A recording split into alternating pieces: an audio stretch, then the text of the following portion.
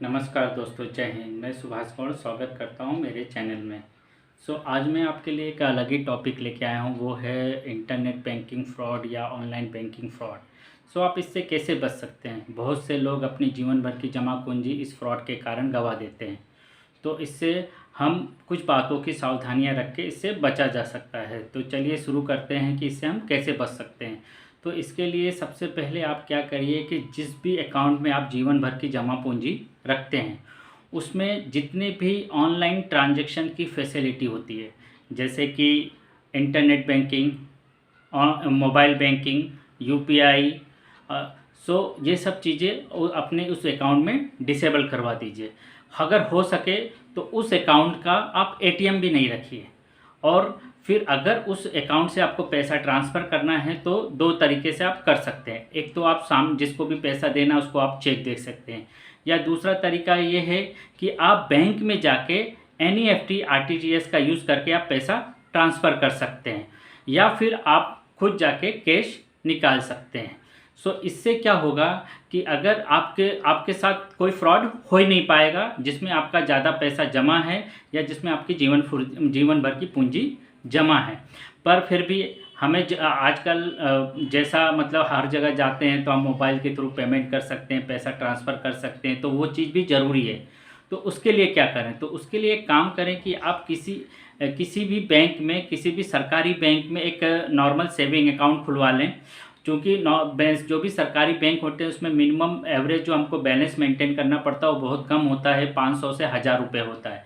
तो उस तरह आप क्या करें कि आपको जो भी महीने भर का आपका जितना भी खर्चा है, जैसे मोबाइल रिचार्ज करने में, टीवी रिचार्ज करने में, या किसी जो भी आप दुकानदार से सामान लेते हैं, या फिर आपके जो भी काम करते हैं मोबाइल के थ्रू, ऑनलाइन ट्रांजेक्शन के थ्रू आप जो भी काम करते हैं उसका एक हिसाब लगा लीजिए। अगर मान लीजिए आपको 5000 रुपये आप महीने भर में अपना जो भी ऑनलाइन के थ्रू आप पैसा ट्रांसफ़र करते हैं, जैसे यूपीआई हो गया या जो भी हो गया, उस अकाउंट में आप केवल 5 ही हज़ार रुपया रखिए। बाकी उसके अलावा उस अकाउंट में कुछ भी नहीं रखिए। क्या होगा, इससे क्या होगा कि अगर आपके साथ कुछ फ्रॉड होता भी है तो बहुत ही कम अमाउंट जाएगा। जो भी उस आपके अकाउंट में 2000, 3000, 4000 जो पैसा होगा वही उतने का ही नुकसान होगा, आपको कोई बड़ा नुकसान नहीं होगा। इसके अलावा भी हम कुछ बातें ध्यान रख के जो भी हम ऑनलाइन बैंकिंग फ्रॉड होते हैं उससे बचा जा सकता है। हाँ, इसके अलावा मैं एक चीज़ और बताना चाहूँगा कि जैसे अगर आप सरकारी बैंक में अकाउंट खुलवाएंगे, सेविंग अकाउंट खुलवाएंगे, तो उसमें 500, 1000 रुपये मिनिमम बैलेंस होता है। पर अगर आप किसी प्राइवेट बैंक में आप खुलवाने जाएंगे तो वहाँ पे जो भी मिनिमम बैलेंस होता है आजकल 5000 से 10,000 होता है। तो आप क्या कर सकते हैं, तो एक अकाउंट होता है basic saving account. Basic saving account कोई भी कहीं भी खुलवा सकता है। इसमें कोई भी मिनिमम बैलेंस मेंटेन करने की ज़रूरत नहीं है। अगर आपके खाते में 0 रुपया है तो भी चलेगा। पर इसको कैसे खुलवाएं, देखिए आप जब भी किसी प्राइवेट बैंक में आप जाएंगे बेसिक सेविंग अकाउंट खुलवाने, तो वो आपको बहाने बनाएगा और बोलेगा केवल गरीब लोगों के लिए। पर ऐसा कुछ ही नहीं है। जो बेसिक सेविंग अकाउंट है उसका दो ही रूल अप्लाई होता है। पहला रूल ये होता है कि आप जिस बैंक में बेसिक सेविंग अकाउंट खुलवा रहे हैं वहाँ पे आपका सेविंग अकाउंट नहीं होना चाहिए। और दूसरा, बेसिक सेविंग अकाउंट आपका पूरे इंडिया में जितने भी बैंक हैं किसी भी बैंक में आपका दूसरा बेसिक सेविंग अकाउंट नहीं होना चाहिए। तो कुल मिला के बेसिक सेविंग अकाउंट केवल आप एक ही खुलवा सकते हैं। आप इसे किसी भी बैंक में खुलवा सकते हैं। तो ये दो नियम इसके पे लागू होता है। तो अगर कोई आपको बोले कि नहीं बेसिक सेविंग अकाउंट किसी गरीब के लिए है, तो ऐसा कुछ नहीं है। बेसिक सेविंग अकाउंट कोई अमीर भी खुलवा सकता है, गरीब भी खुलवा सकता है। तो इससे क्या होगा कि जिस अकाउंट के थ्रू आप ऑनलाइन ट्रांजैक्शन करते हैं उसमें कोई भी बैलेंस रखने को, आप मिनिमम बैलेंस मेंटेन करने की ज़रूरत नहीं है। इससे जो आपको अगर कोई फ्रॉड होता है आपके साथ तो बहुत ही कम चांसेस है, मतलब जितना उस अकाउंट में पैसा होगा 1000, 2000 उतने का ही आपको लॉस होगा। इसके अलावा अगर आप और कैसे जो भी ऑनलाइन बैंकिंग फ्रॉड से बच सकते हैं, तो मैं आपको कुछ पॉइंट्स बताता हूं जिससे आप ऑनलाइन बैंकिंग से फ्रॉड से बच सकते हैं। पहला पॉइंट ये है कि अगर आपको कोई भी फ़ोन आता है आपके मोबाइल पे कि बोलो मैं बैंक से बोल रहा हूँ, आपका एटीएम ब्लॉक हो गया है, तुरंत काट दीजिए। अगर कोई आपको फ़ोन करके बोलता है आपको लॉटरी लगी है, तुरंत काट दीजिए। कोई आपको बोलता है मैं बैंक का एम्प्लॉय बोलना, ये काम वो काम, तुरंत काट दीजिए। इस बात को हमेशा ध्यान रखिए कि कोई भी बैंक का एम्प्लॉय नॉर्मली अपने कस्टमर को कॉल नहीं करता है, कभी नहीं करता है। और जो ये बात हमेशा याद रखिए कि आज की दुनिया में फ्री फोकट में कोई कुछ नहीं देता, सबका अपना मतलब होता है, अपना फ़ायदा होता है। तो इस टाइप का अगर कोई भी कॉल है उसे तुरंत काट दीजिए। दूसरा पॉइंट ये है कि आप कभी भी अगर आपको अपने बैंक से काम है, मान लीजिए आपका स्टेट बैंक ऑफ इंडिया में अकाउंट है और आप चाहते हैं कि मैं कस्टमर केयर नंबर पे बात करूं, मैं आपको कोई प्रॉब्लम है, तो कभी भी गूगल में सर्च करके उस बैंक को कॉल ना करें। अगर मान लीजिए गूगल में आपने सर्च किया स्टेट बैंक ऑफ इंडिया और नीचे नंबर लिखा हुआ आ गया, आप उस नंबर पे कॉल कर दिया, तो हो सकता है वो नंबर उस बैंक का ना हो, किसी और का हो। तो इसीलिए हमेशा उस बैंक की वेबसाइट पे जाएं और वहाँ पे जो नंबर लिखा हो उसी नंबर पे कॉल करें। और तीसरा पॉइंट ये है कि आप सभी लोग सोशल मीडिया का आजकल यूज़ करते हैं, जैसे फेसबुक हो गया, व्हाट्सएप हो गया या ट्विटर हो गया, बहुत सी सोशल मीडियाज़ हैं। तो वहाँ पे आपका डेट ऑफ बर्थ आजकल जो हो गया डेट ऑफ बर्थ मांगते हैं, तो कभी भी सोशल मीडिया पे सही डेट ऑफ बर्थ नहीं डालिए। यहाँ तक कि अगर उसमें आपके माता पिता की भी नाम मांगता है तो उसमें माता पिता का नाम न डालें और डेट ऑफ बर्थ भी सही न डालें, उसके महीने में, डेट में, ईयर में कोई ना कोई चेंजेस कर दें, या हो सके तो पूरा डेट ऑफ बर्थ ही गलत डालें।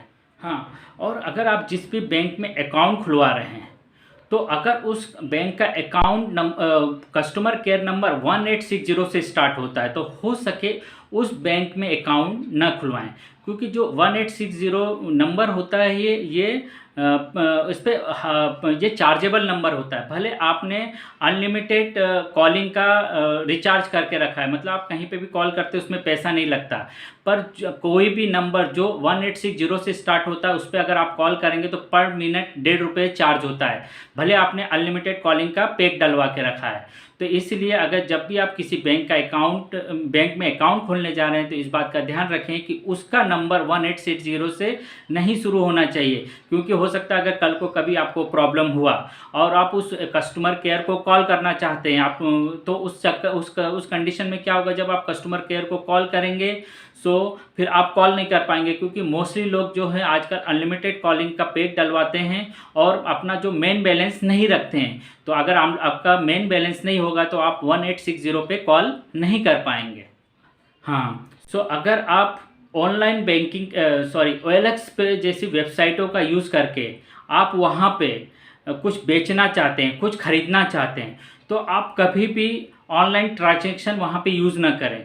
अगर आप OLX जैसी वेबसाइट पे कुछ बेचना और ख़रीदना चाहते हैं तो सामने वाले बंदे से मिलकर ट्रांजैक्शन करें, उससे सामने उसको बुलाएं, उसको अगर कोई चीज़ खरीदनी है तो वहाँ जाके देखें। जो भी आपको काम करना है कैश में करें, क्योंकि OLX के थ्रू बहुत लोगों के साथ फ्रॉड होता है। तो जब भी आप OLX पे कुछ बेचें खरीदें तो सामने वाले बंदे से मिलकर कैश में ट्रांजैक्शन करें।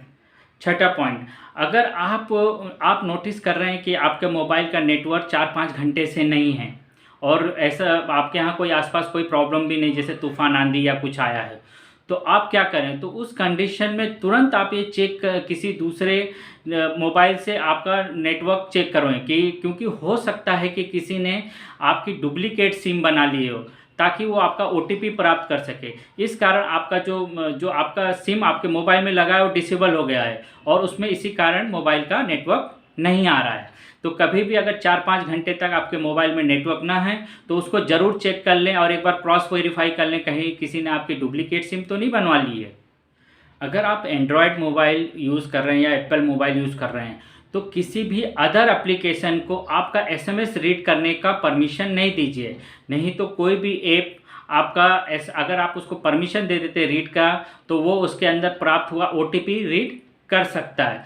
दूसरी चीज़, अगर आप एंड्रॉयड और एप्पल यूज़ कर रहे हैं तो उसमें भी रिमोट शेयरिंग के जो ऐप्स होते हैं जैसे एनीडेस्क, रिमोट एक्सेस वाले जो ऐप होते हैं जैसे एनीडेस्क और टीम व्यूअर, ऐसे ऐप्स को आप अपने मोबाइल में इंस्टॉल ना करें। अगर आप इन मोबाइल को आप इंस्टॉल कर देते हैं तो आपका मोबाइल का कंट्रोल किसी और के हाथ में जा सकता है और आपके मोबाइल में क्या एक्टिविटी हो रही सब उसको दिखेगा।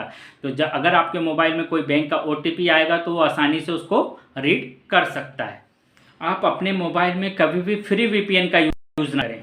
अगर आप फ्री वीपीएन का यूज़ करते हैं तो हो सकता है वो आपके ट्रैफिक को डिक्रिप्ट कर ले, और डिक्रिप्ट करके आपका जो ट्रैफिक जा रहा है उसके अंदर जो आपका यूज़र नेम पासवर्ड जा रहा है उसको आसानी से कोई भी रीड कर सकता है। जैसे मैंने पहले भी बोला कि आजकल कोई भी फ्री सर्विस नहीं होता, उसके अगेंस्ट में सामने वाला कुछ ना कुछ उसका फ़ायदा हो रहा होता है। तो इसीलिए अपने मोबाइल में कभी भी फ्री वीपीएन का यूज़ ना करें, या जब आप फ्री वीपीएन का यूज़ कर रहे हैं तो उस टाइम कोई भी बैंकिंग ट्रांजेक्शन ना करें। जब भी आप कोई ऑनलाइन ट्रांजेक्शन करने जा रहे हैं, जैसे इंटरनेट बैंकिंग, या फिर आप जैसे कुछ भी कस्टमर केयर नंबर देखने जा रहे हैं, तो आप जो भी बैंक की वेबसाइट खोलें तो उसमें इस बात का हमेशा ध्यान रखें कि वो वेबसाइट का जो यूआरएल होता है वो HTTPS से शुरू होना चाहिए। इसमें 2 टाइप होते हैं, एक HTTP होता है जिसमें S नहीं होता है, ये बिना सिक्योर कनेक्शन होता है, जो कि कोई भी आजकल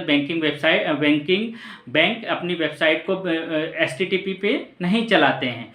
सो जो भी आप अगर बैंकिंग का ट्रांजेक्शन करने जा रहे हैं और वो आप बैंक की वेबसाइट के थ्रू कर रहे हैं तो उसको ध्यान रखें कि वो HTTPS से शुरू होना चाहिए, क्योंकि कई लोग क्या करते हैं उस वेबसाइट से मिलता जुलता डोमेन ले लेते हैं और उससे मिलता जुलता वेबसाइट डिज़ाइन कर देते हैं, और जब भी आप वो वेबसाइट गूगल पे सर्च करके ओपन करते हैं तो वो वेबसाइट ओपन होती है और उसके अंदर आप यूज़र नेम पासवर्ड डाल देते हैं, वो यूज़र नेम पासवर्ड सामने वाले हैकर्स के पास चला जाता है। सो अगर आपके साथ कोई फ्रॉड हो गया है तो फिर आपको क्या करना है? उस कंडीशन में सबसे पहले आपको क्या करना है कि आपको तुरंत ही मतलब 3 दिन के अंदर आपको अपने बैंक में सूचित करना है। और सूचित कैसे करना है? लिखित तौर पे करना है, ताकि आपके पास सबूत रहे कि हाँ आपने जो कंप्लेंट करी है वो लिखित तौर पे करी है, आपके पास एक प्रूफ रहे। सो अगर आपके साथ फ्रॉड हुआ है तो आपको तुरंत अपने बैंक को 3 दिन के अंदर अपने बैंक को एक लिखित शिकायत देनी है। उससे क्या हो, तो अगर आपके साथ जो फ्रॉड हुआ है वो आपकी बिना गलती से हुआ है या फिर कुछ जो भी कारण से आपको फ्रॉड हुआ है, तो हो सकता है कि वो पैसा आपको पूरा मिल जाए, या हो सकता है उस पैसे का कुछ हिस्सा मिल जाए, क्योंकि वो चेक करती है कि ये जो फ्रॉड हुआ है वो कैसे हुआ है। तो उसमें ऐसा अगर कुछ लगता है इंश्योरेंस कंपनी को कि ये बैंक की गलती की वजह से ऐसा फ्रॉड हुआ है, तो उस कंडीशन में मेरे ख्याल से आपको पूरा पैसा रिफंड हो जाएगा। पर हो सकता है आपके साथ जो फ्रॉड हुआ वो आपकी गलती से हुआ है, जैसे सामने वाले ने फ्रॉडर ने आपसे क्या किया है कि OTP मांगा और आपने उसे शेयर कर दिया, तो हो सकता है इस कारण आपको कुछ भी पैसा ना मिले। पर जैसे ही आपके साथ कोई फ्रॉड होता है तुरंत बैंक में लिखित कंप्लेन दीजिए। इससे क्या, और 3 दिन के अंदर दीजिए। इससे क्या हो सकता है कि क्योंकि हो सकता है कुछ अमाउंट या पूरा अमाउंट आपको मिल जाए। इसके अलावा आपको तो बाकी चीज़ें पता ही हैं कि अगर आपके साथ कोई फ्रॉड होता है तो उस टाइम अपना जो भी इंटरनेट बैंकिंग, मोबाइल बैंकिंग है, UPI को तुरंत डिसेबल कर देना चाहिए। अगर ATM कार्ड के साथ कोई आपको फ्रॉड होता है तो तुरंत ATM कार्ड डिसेबल कर देना चाहिए। तो इसके लिए हमेशा क्या करें कि जो भी बैंक का mobile number, customer care number है, वो हमेशा अपने एक मोबाइल में सेव करके रखें, या फिर जो भी अगर आपको कार्ड ब्लॉक करना है या ऐसी कोई भी इमरजेंसी सर्विस है उसके लिए बैंक नॉर्मली एक अलग नंबर देते हैं, तो वो नंबर हमेशा आपको अपने मोबाइल में सेव रखना चाहिए, ताकि जब भी आपके साथ ऐसा कुछ फ्रॉड हो तो आप तुरंत उस कस्टमर केयर नंबर पे कॉल करके अपना इंटरनेट बैंकिंग डिसेबल करवा सकें, mobile banking UPI transaction disable करवा सकें और ATM डिसेबल करवा सकें। तो इन बातों का आप ध्यान रख के जो भी ऑनलाइन बैंकिंग फ्रॉड है उससे या तो बच सकते हैं या इसको बहुत कम कर सकते हैं। तो धन्यवाद दोस्तों। अगर आपको मेरा ये वीडियो पसंद आता है तो प्लीज़ इसे लाइक करें, शेयर करें और मेरे चैनल को सब्सक्राइब करें। धन्यवाद। जय हिंद।